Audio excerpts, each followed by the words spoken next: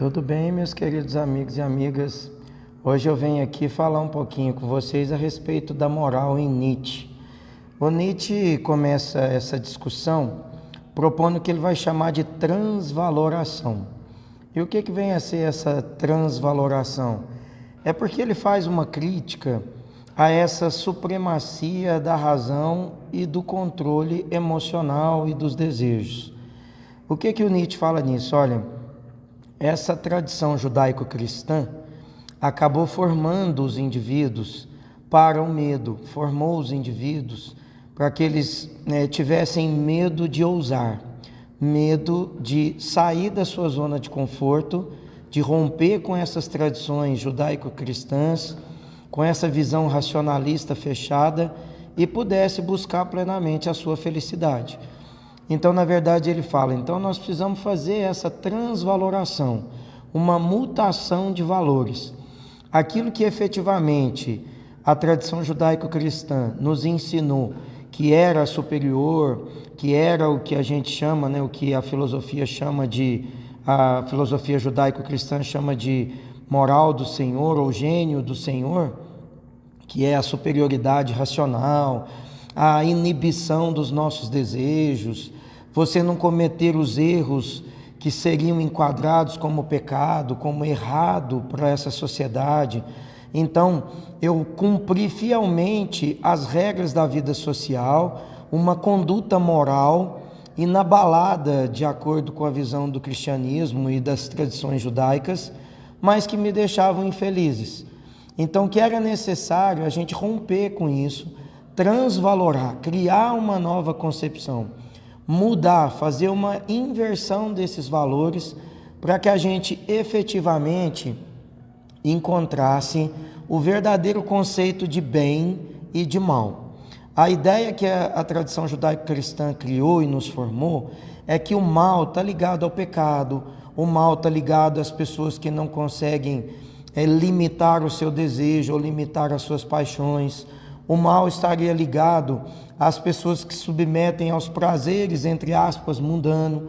O mal seria tentativa de você sair daquelas circunstâncias arraigadas e conservadoras, como, por exemplo, da opinião da sociedade, para fazer algo que te desse prazer e que te fizesse, juntamente com outras pessoas, efetivamente felizes.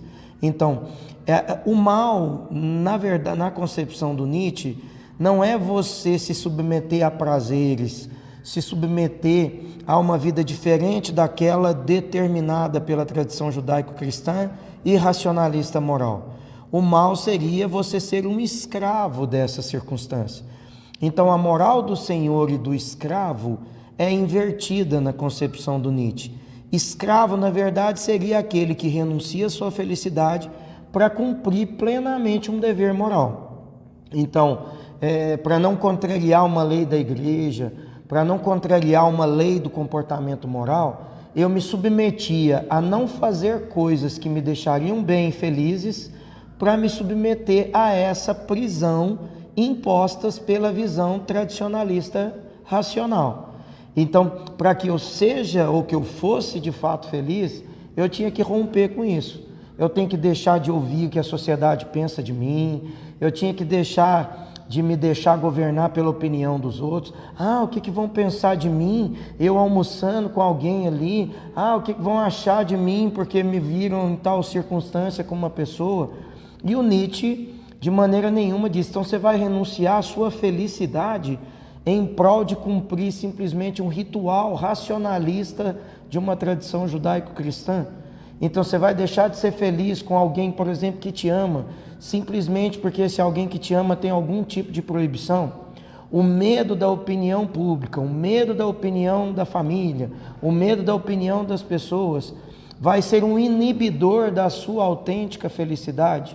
O Nietzsche não concordava de maneira nenhuma com essa circunstância, e ele então vai dizer, os impulsos vitais são aqueles que nos tornarão efetivamente felizes. Então, eu preciso de investir nessa potencialidades de verdadeiros valores para que eu encontrasse a verdadeira felicidade, mesmo que para isso eu tivesse que romper com uma tradição moral cristã. mesmo que para isso eu tivesse que romper com uma opinião arraigada da minha mãe, do meu pai, ou de alguém que já tem uma formação mais antiga e que vê aquela minha conduta como uma maneira proibida, como algo, um comportamento reprovável. Mas e se esse comportamento, segundo Nietzsche, for aquele que te trouxer a verdadeira felicidade? E se for rompendo com esses morais, com essa moral, e se for arriscando em fazer algo que contraria a opinião das pessoas e da sociedade, mas que te faria feliz, se for esse o caminho para que a gente realizasse a nossa felicidade plena, entende? Então, essa potencialidade vital que o Nietzsche prega é que vai combater aquele Deus apolínico. O Deus apolínico é o que nos inibe, é o que nos torna escravo da opinião pública, do moral de rebanho, de um comportamento de rebanho em que você reproduz o que todo mundo reproduz, mesmo que te deixe infeliz. A moral de rebanho é você ficar fazendo coisas sem racionalidade, buscando um comportamento cego para atender demandas sociais, esperando que vai ser feliz, por exemplo, na vida eterna. Quer dizer, o Nietzsche é contrário a essa ideia, porque ele fala, e se não tiver vida eterna? Quer dizer, você sofre o tanto que for possível agora, você abre mão de tudo que poderia te trazer prazer e te poderia trazer a verdadeira felicidade, para tentar ser feliz na vida eterna, deixa de ser feliz agora, para ser feliz na suposta vida eterna. E era isso que o Nietzsche não concordava. Então o Nietzsche dizia, nós temos que investir no Deus dionísico, que é aquele da emoção, que é aquele do prazer, que é aquele da paixão. Eu tenho que investir nas coisas que me deixam de fato felizes. Eu tenho que investir naquilo que me arrisca, que às vezes me coloca em risco, mas que me traria uma verdadeira felicidade. Então eu vou fechar a porta por uma verdadeira paixão. Eu vou fechar a porta por um verdadeiro sonho que poderia se realizar agora se eu abrisse essa porta só para cumprir um preceito moral ou só para cumprir com um preceito racional da tradição judaico-cristã, ou só para atender um preceito em que a sociedade me julgaria porque eu estaria nessa circunstância ou naquela, e assim eu deixo passar importantes oportunidades de ser feliz. O Nietzsche era contrário a isso. Então ele fala que a verdadeira potencialidade vital é aquela que realiza os nossos sonhos, é aquela que nos coloca em risco, mas nos coloca efetivamente na possibilidade de ser feliz. E é com elas que nós precisamos investir, é nelas que a gente precisa acreditar para que a gente possa de fato ser feliz plenamente e não esperar a vida eterna para receber as benesses de tanto sacrifício, de tantas renúncias que eu fiz nessa vida, esperando que eu serei feliz na outra, tá? Então, o Nietzsche traz uma importante reflexão para a nossa vida. Não percamos, então, as oportunidades em razão da opinião dos outros, do que pensa a sociedade ou do que pensa essa moral tradicionalista judaico-cristã que está limitando a minha felicidade. Pensa nisso.